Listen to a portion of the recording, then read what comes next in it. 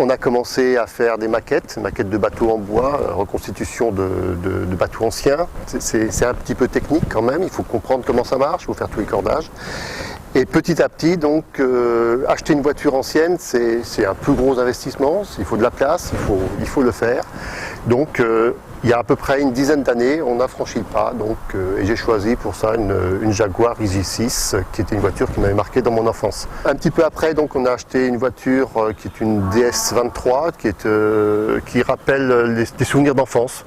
Il faut toujours chercher chez les collectionneurs les souvenirs d'enfance, parce qu'on va toujours se rapprocher d'une voiture qui a marqué quand on était jeune. La passion débute, on commence à acheter des revues, on commence à s'intéresser, à aller voir des rassemblements. On voit des voitures qui sont intéressantes, on craque dessus, et puis petit à petit, donc, il y a de plus en plus de voitures. La collection, réellement, a commencé un petit peu après. J'ai craqué pour une traction de 1900, une des dernières, 1955 ou 1956, peu importe, mais c'était une voiture, elle, qui était à l'état de pseudo-épave, qui ne fonctionnait pas.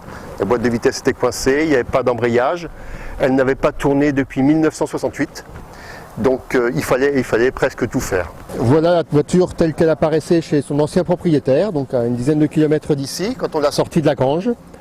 On a eu beaucoup de chance de tomber sur une voiture qui était saine en fait. Derrière la roue il n'y avait pas de gros dommages. Et puis au bout de 6 mois, donc, elle est devenue la voiture actuelle, maintenant capable de faire toutes les distances. Des voitures qui ont plus de 80 ans ici, elles sont toutes roulantes. Bon, bien sûr, on ne va pas faire 600 km avec une voiture qui a 80 ans d'un coup, parce que c'est pas fait pour ça.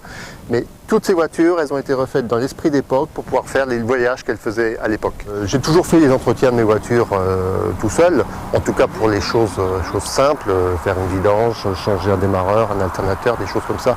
C'est pas très compliqué, on peut le faire soi-même. On s'aperçoit que pour les voitures anciennes, c'est exactement pareil. On trouve les pièces et on retrouve dans un moteur qui soit moderne ou ancien les mêmes composants. Il suffit de voir comment c'est monté, de retrouver la pièce, de la remonter, c'est à la portée d'un peu tout le monde. Je trouve un petit peu dommage de voir la société de consommation prendre un petit peu le dessus et de conduire les gens à jeter au bout de 4-5 ans. On ne change pas une voiture au bout de 4-5 ans parce qu'elle est sale ou parce qu'elle commence à être usée. En fait, c'est peut-être un faux prétexte pour dire qu'on a envie d'une autre.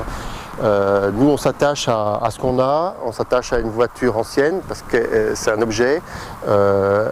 L'expérience montre que même au bout de 80 ans, une voiture peut rouler.